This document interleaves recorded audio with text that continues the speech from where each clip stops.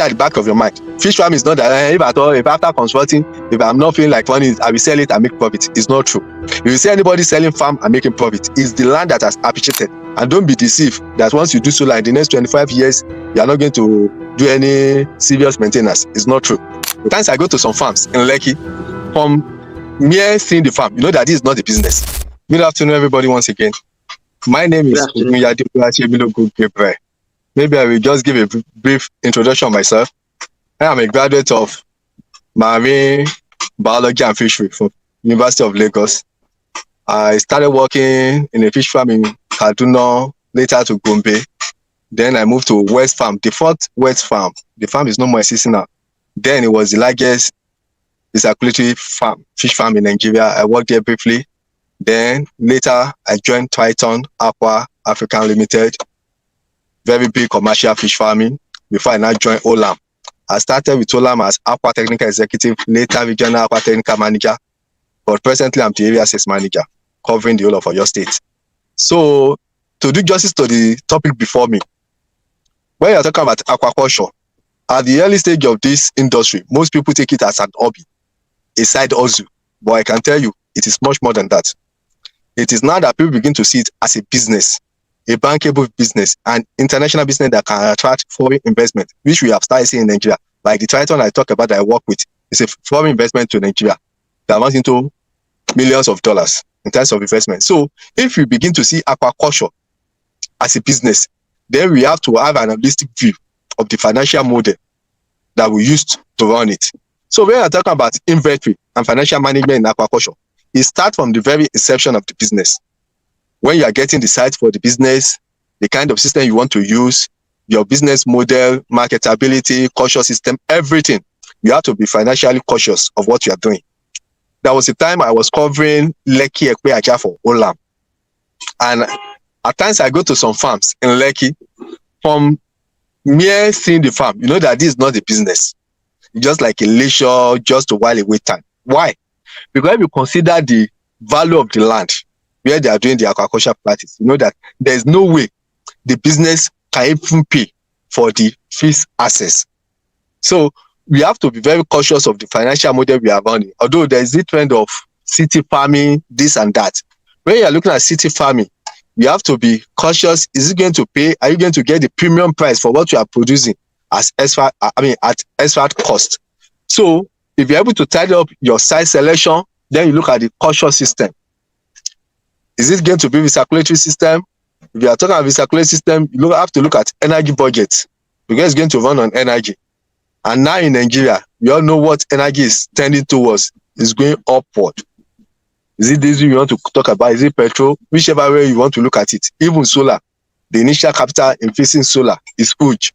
And don't be deceived that once you do solar in the next 25 years, you are not going to do any serious maintenance. It's not true.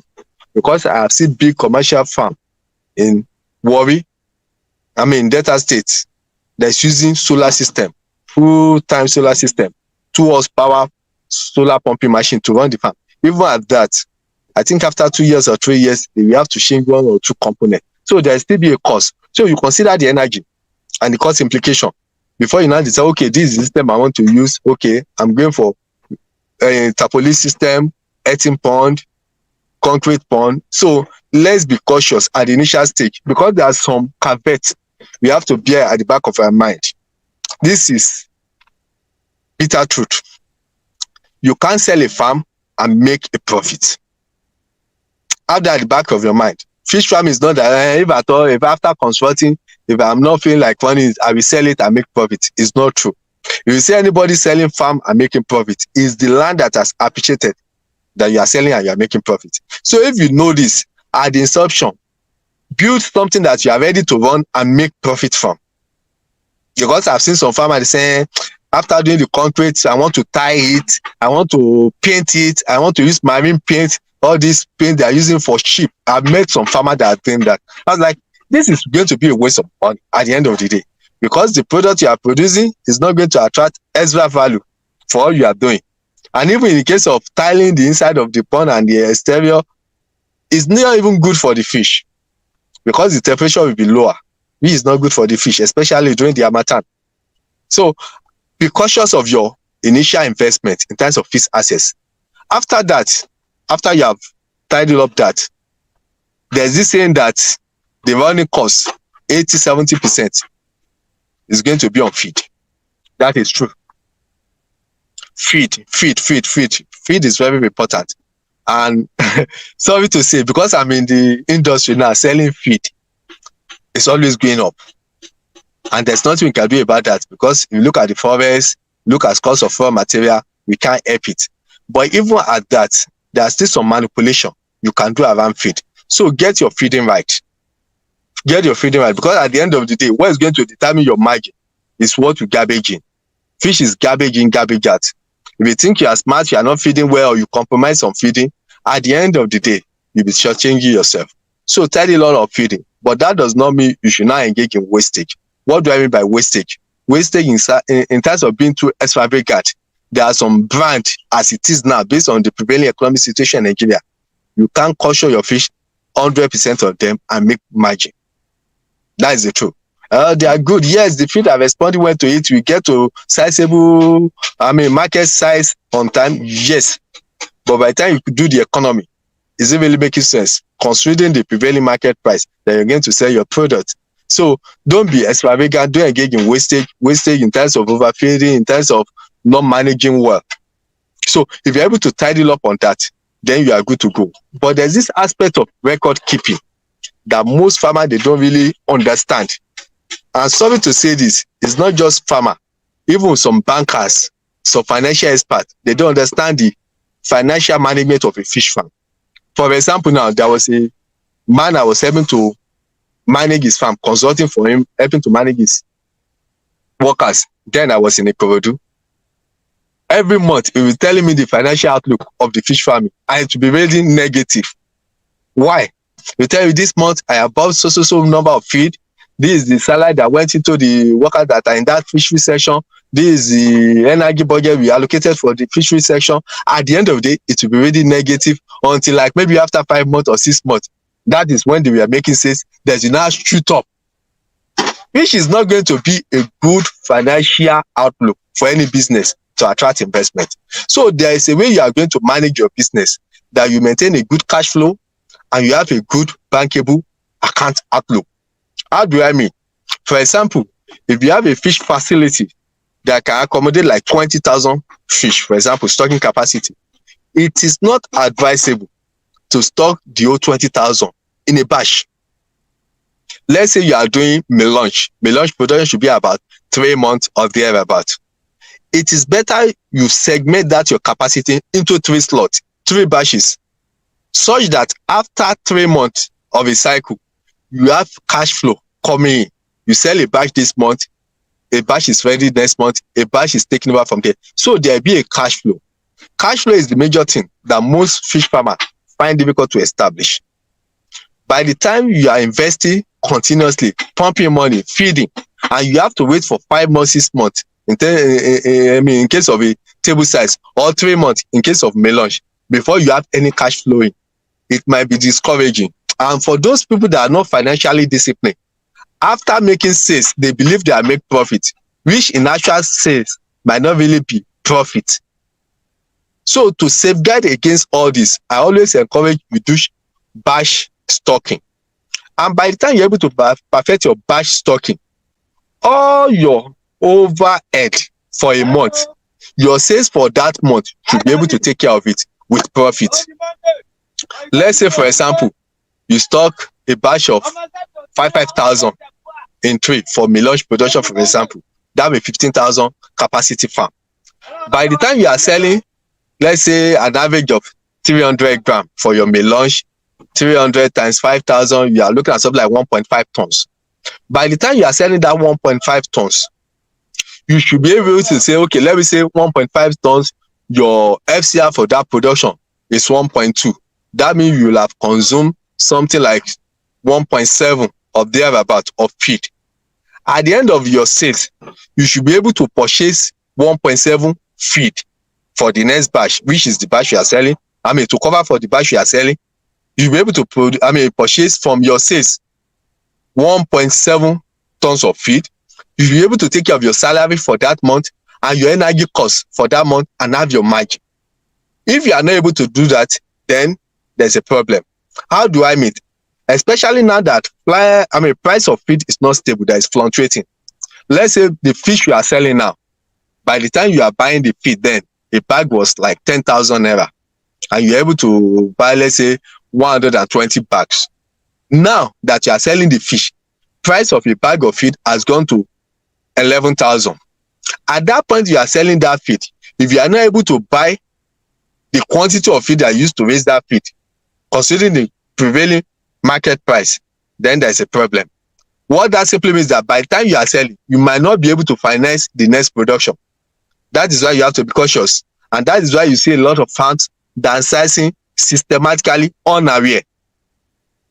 They might still be stocking the same capacity they are stocking. They will still stock their 5,000, but they are not able to feed up to the standard they were feeding before.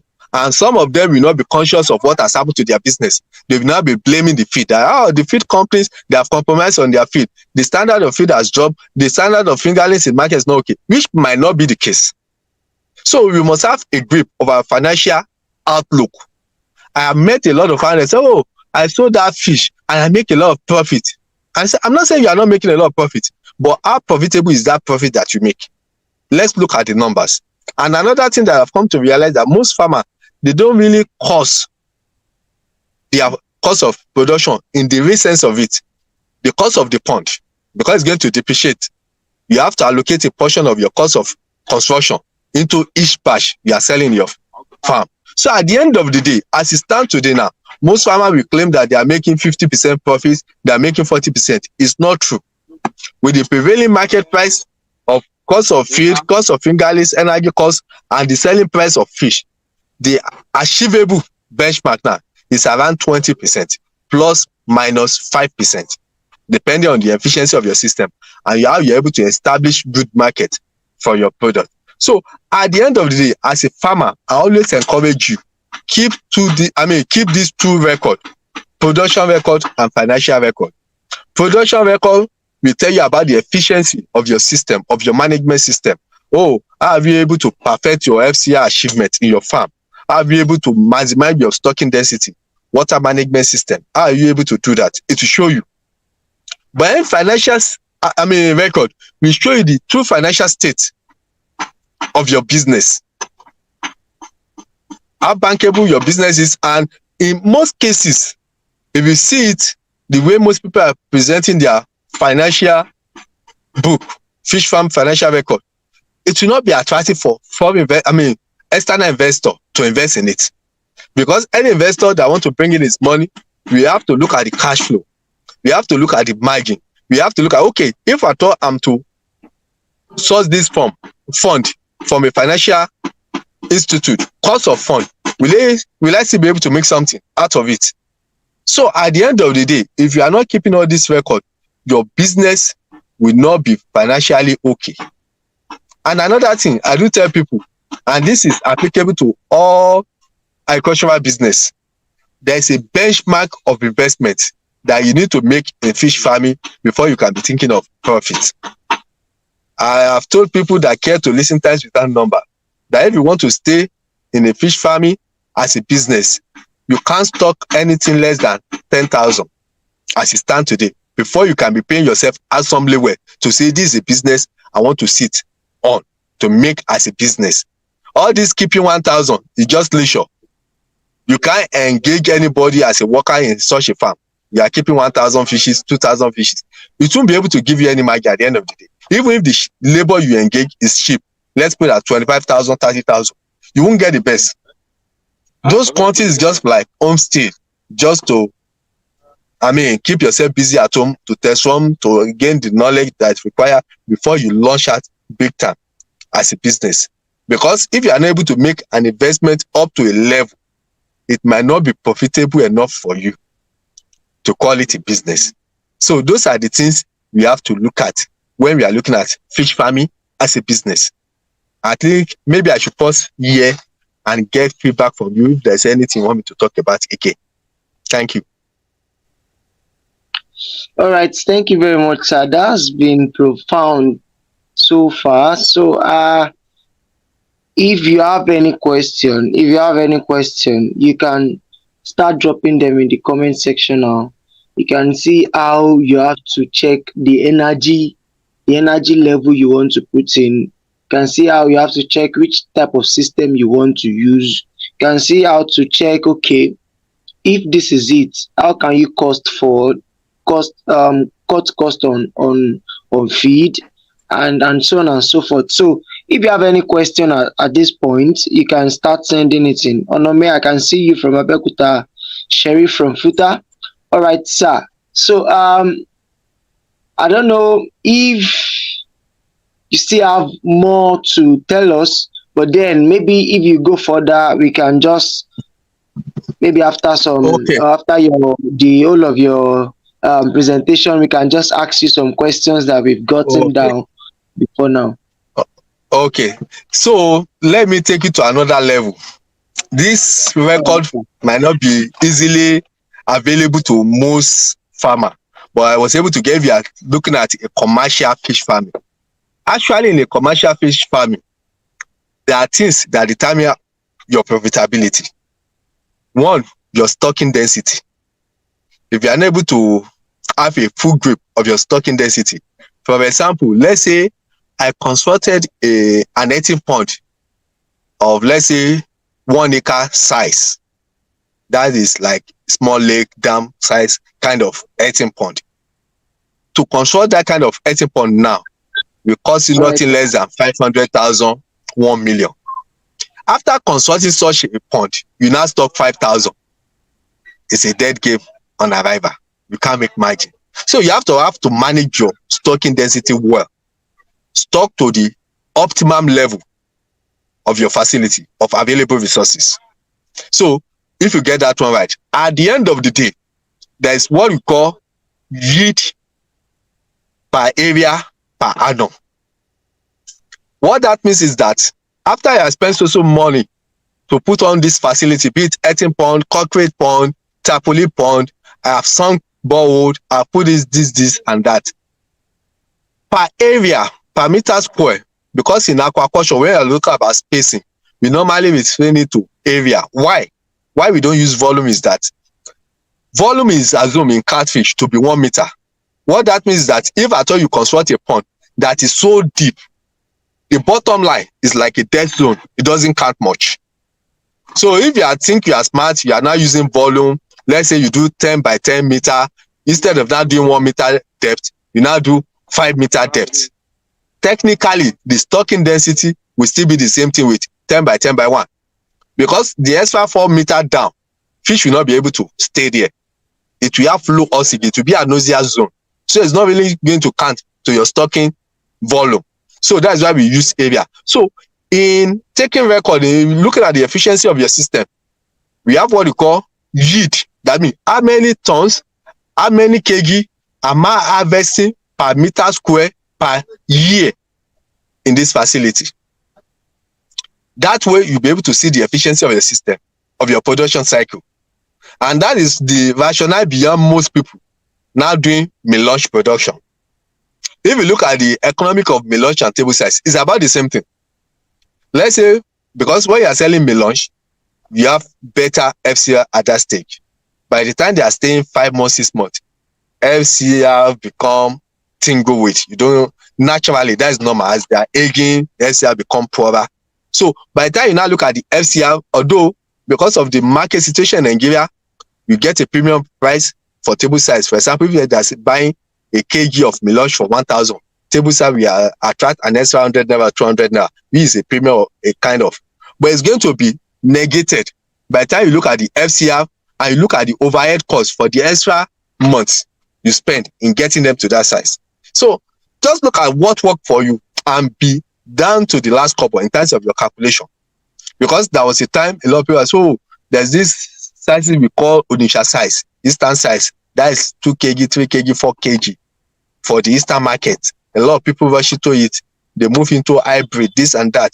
But there was a time I was telling to one of them, look, do your economy very well. You might not be doing something fantastic at the end of the day. Because if you are doing that, you can't even do 2 production in a year. So by the time you do your yield per area per year, your facility might not be giving you the optimum output. So that is another record you need to look at. What is the yield that your facility is giving you per area per annum? That way, you'll be able to manage your system well. Okay, if I stock more, improve on my water quality management, this and that, feeding regime, because that also matters. There was a time, I know maybe most of you know this farm, Shadrach is in Epe, fully recirculatory system. It's been run by Israeli that time that I was visiting the place. And I was engaging, trying to convince him to use our product. And I told him from the onset, this and this of my product, I'm not recommending it for you. Why? Because it does not fit into his system. If you are using recirculatory system, your energy cost will be high. So you need a feed that will give you result as soon as possible to manage your overhead very well. You can't be doing 6 months, 5 months, 7 month caution period. It's not feasible for recirculatory. You have to get them out on time, because that is the beauty of recirculatory. If you are unable to achieve that, then the business is dead on arrival. So those are the things we have to look at. And another thing we need to manage very well is the overhead cost. We are talking about overhead costs, labor, energy, medication. I know in aquaculture, we always silent up medical costs, unlike poultry. That is very critical. But even in aquaculture, we still have to allocate fund for medication. But what do I mean by medication? Not necessarily antibiotics, even salts, disinfectant, all the chloroform, chlorine, to ensure biosecurity, disinfect our equipment. They are critical. We have to make cost for it.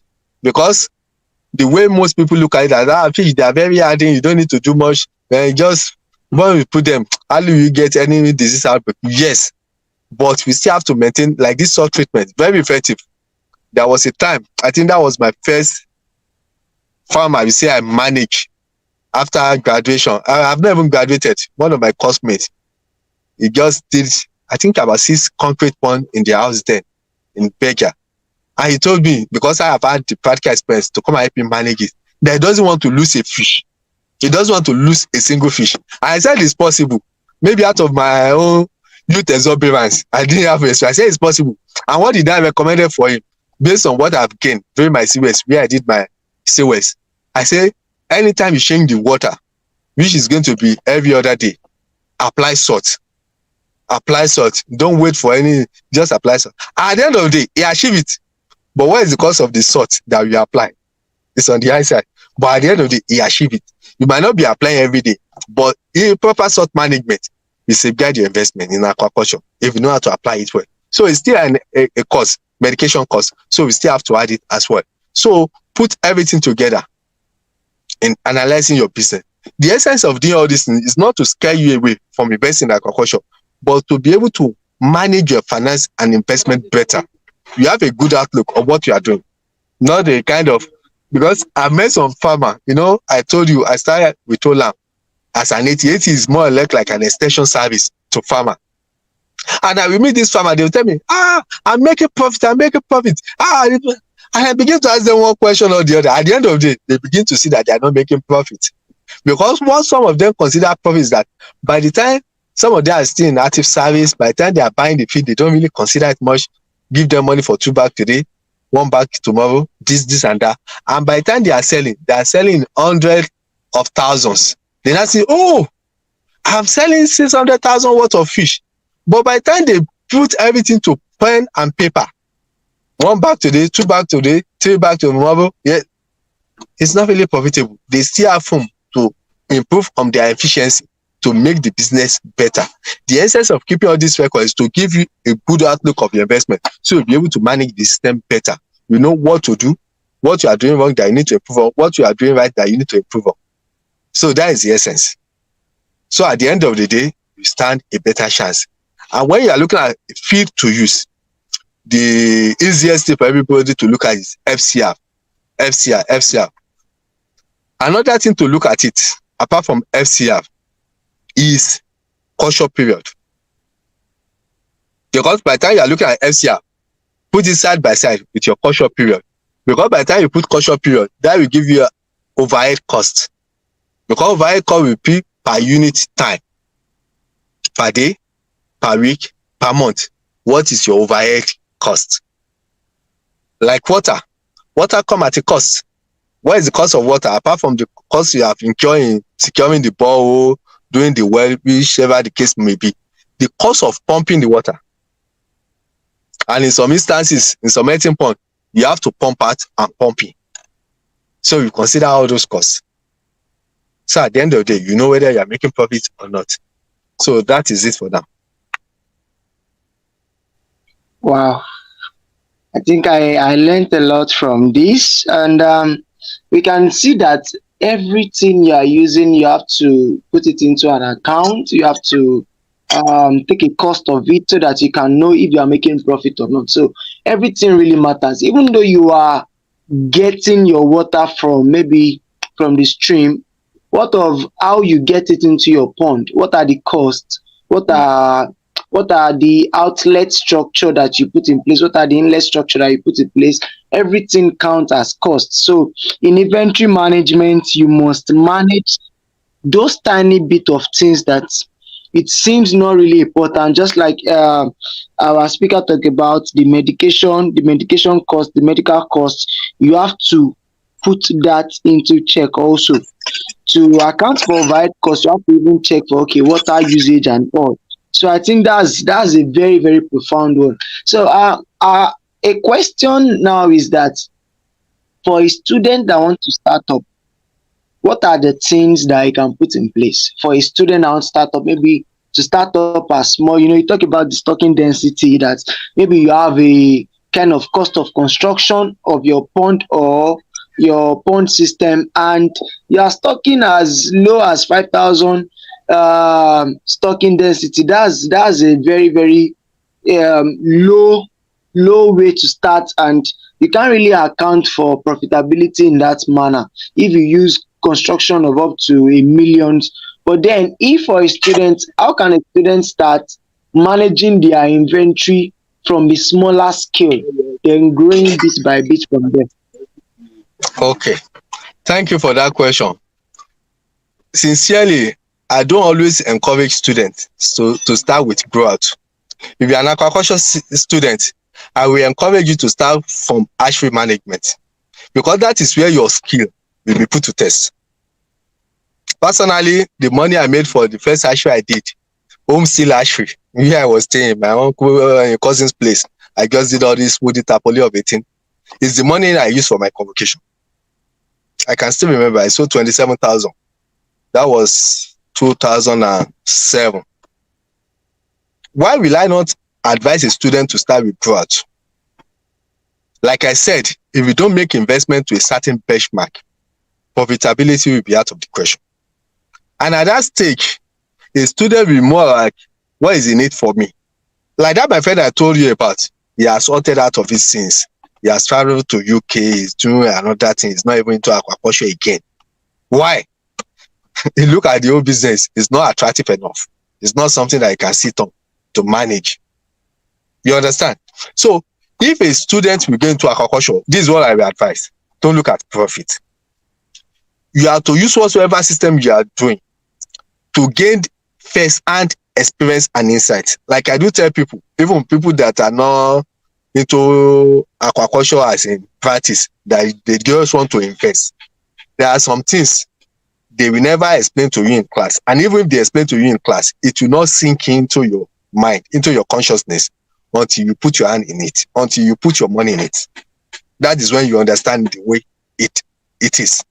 Even if they talk to you verbally about it, they put it in picture and in emotion, in video for you to see and watch again and again. You will not get it until you put your money in it and have a first-hand experience of how it works. So a student that is going to aquaculture should have that mindset. And if you are able to learn, between me and you, this business is a viable business that is profitable, that can easily be scalable. What do I mean by scalable? Because there was a man I work with.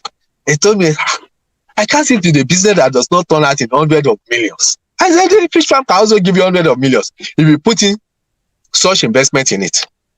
So for a student, for example, that 5,000 we made mention of now, to construct a pond facility and to stock and make 5,000 fish now will cost nothing less than 8-10 million.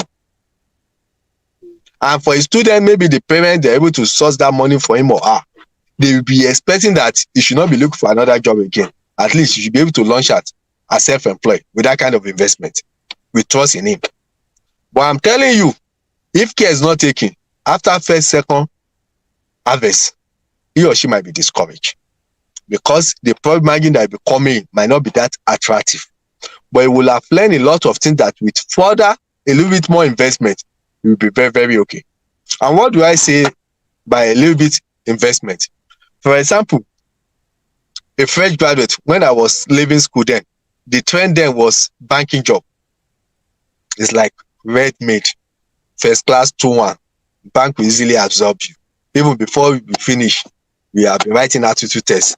Then benchmark salary then was around 250,000 on graduation, entry level, 250,000. So we that we are in fish, we fish farming, give me this money. That was the benchmark then. But I can tell you, as it stands today, you can get that in fish farming. With my interaction with farmers, at least the worst scenario per ton, we still make between 150,000 to 200,000 profit. Worst scenario per ton. So in other words, like how many ton will I need to produce monthly to reach a benchmark that I'll be able to pay myself and feel comfortable as this is a business for me. So any student that is going to the business, don't look at profit per se. Start with it. If it is 1,000 at the backyard, your backyard, and call your dad and mom to help you out with little money, even if it is 500, the most important is that have your record. If you have your record, then you'll be able to be the model of what worked for you and what you can improve on. Like I told you when I started, there were even some of us that did culture with cooking pots. This cooking pot will be able to react inside cooking pot. You siphon dirt out, use hose to put in water because of pressure. There's not even pipe. You fresh water inside a bucket, elevate it a little bit, then use hose to siphon the water in to be dropping. They just little things. We might not be making profit per se, but we gain expense that later translates into money for us. So have it at the back of your mind as a student, it's not about profit per se. Not that you not make margin, but don't look at the margin is not as attractive as I was expecting. I'm going to look for banking job, but I'm going to telecom. I don't know which one is raining now. Maybe it's a company now. That will be attracting students to go into. But I can tell you, it will take time to learn the rudiment, to make your mistake and learn from it. This is a business that can sustain you. So that is my advice. Thank you very much, sir. Thank you very much, sir. We appreciate that enlightenment on that. So, one thing is that, as I have written in the comment section, as a student, the advice is to start with hatchery first, hatchery management, because of the cost of managing growth at first, and where you will put your practical to test most is the hatchery, because if you can manage hatchery well, it's something that you can gain more experience by doing that, and you will use the business to gain first-hand experience at first before now starting to look at profitability. I think that's more explanatory. So last question before you go. So what is the cost of setting up an hatchery? What is the cost of setting up an hatchery? What and what will you need? Like maybe what is the most vital thing needed when setting up an hatchery or going about hatchery management? Thank you. Like I do tell people that we are willing to invest in hatchery. I've seen people that say, I want to invest in fish farming, I want to invest in hatchery. And I will tell them, no. The truth about it, what defines success in hatchery management is the expertise, the management skill of the person managing it. I have seen people that put in fantastic structure. Like where I told you I worked before, Triton. You have an hatchery facility at Lapika in Ikeja. Anything you can think of is there. Thermostat, water heater, fiberglass, base of water treatment, everything. They have it there. But corresponding that to the output is not it. So the major thing in hatchery management is your skill, your commitment, your passion, ability to learn on the spot. Because the truth about it, there is always peculiarity when it comes to hatchery. The first place I work in Kaduna, when I moved here, the person that constructed that farm was one that linked me up with the owner. I said, okay, I should just go there, put them through for like 2-3 months, train the attendants on how to feed and all that. Then I come back to Lagos. After I got there, the man persuaded me to stay and help him manage it.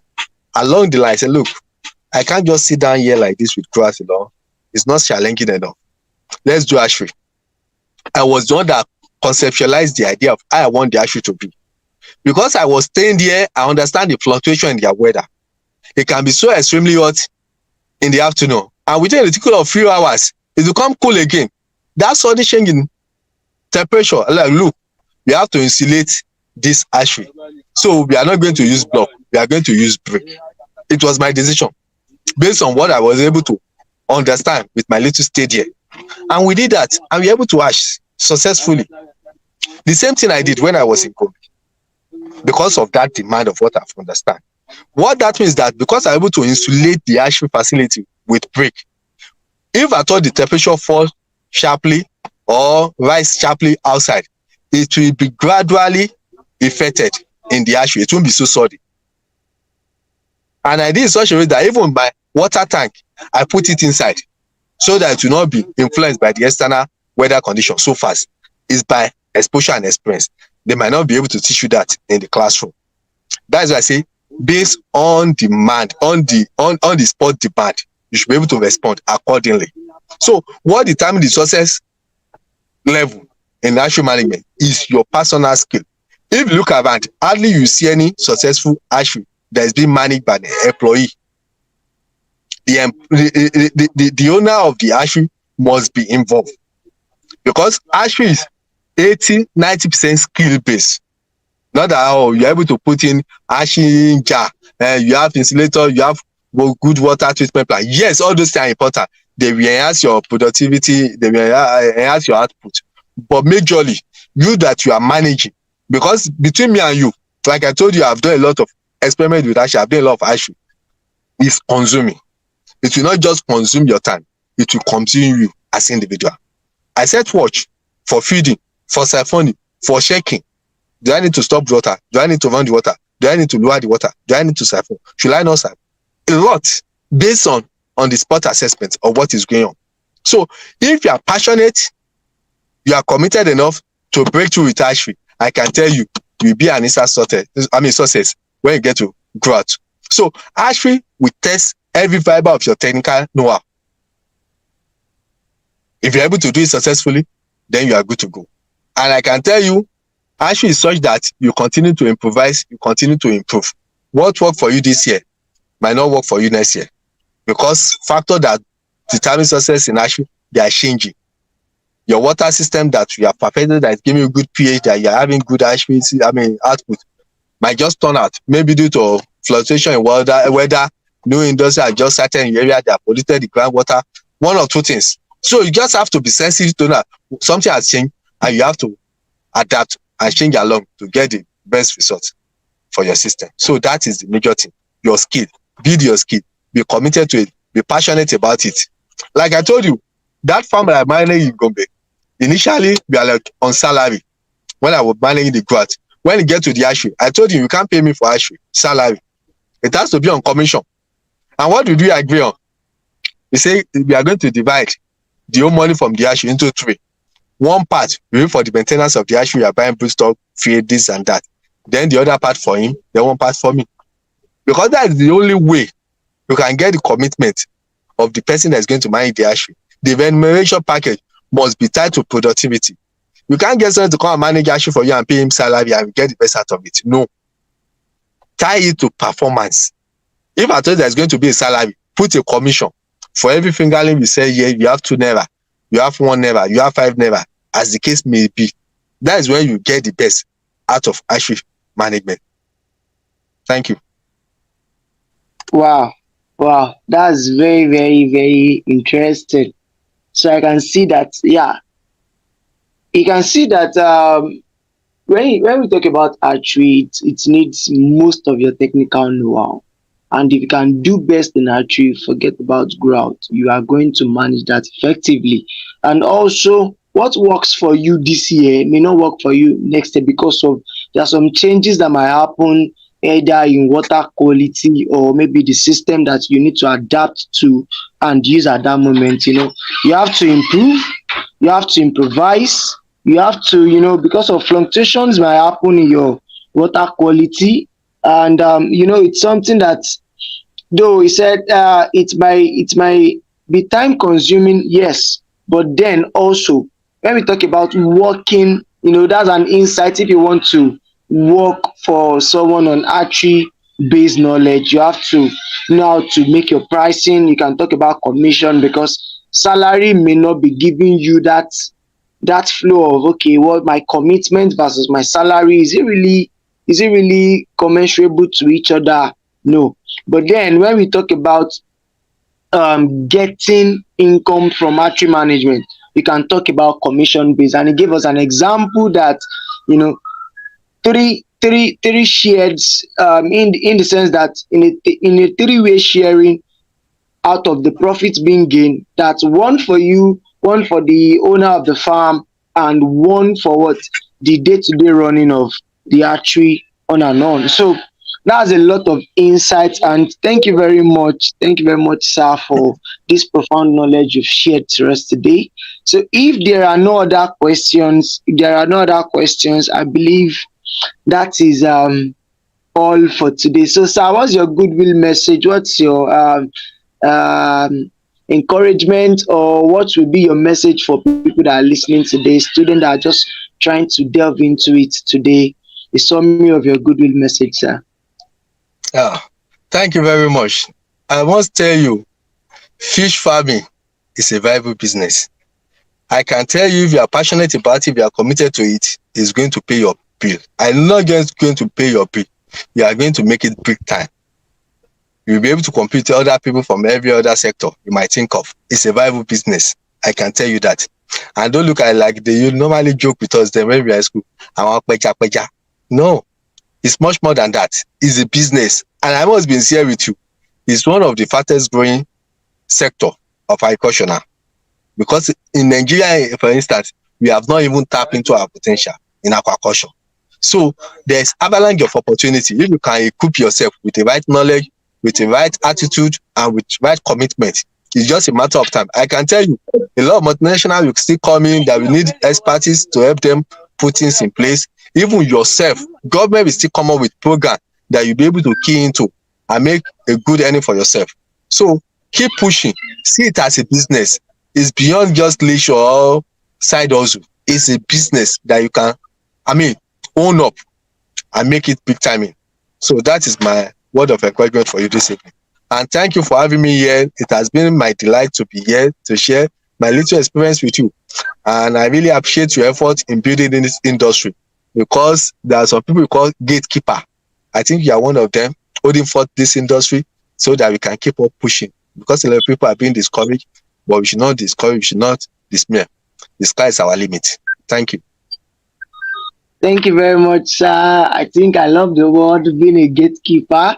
Yeah, that really delights me so much. So thank you very much, sir. It's a very, very much privilege to have you, out of your Thank you. schedule, out of your time, you even take out of that to even come and speak with us. We really appreciate you so much.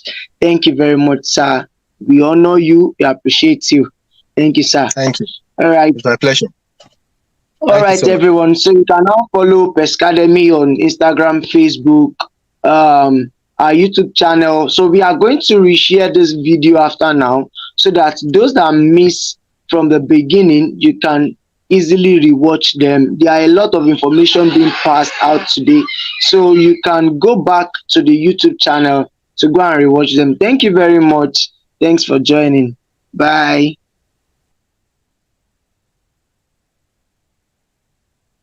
All right.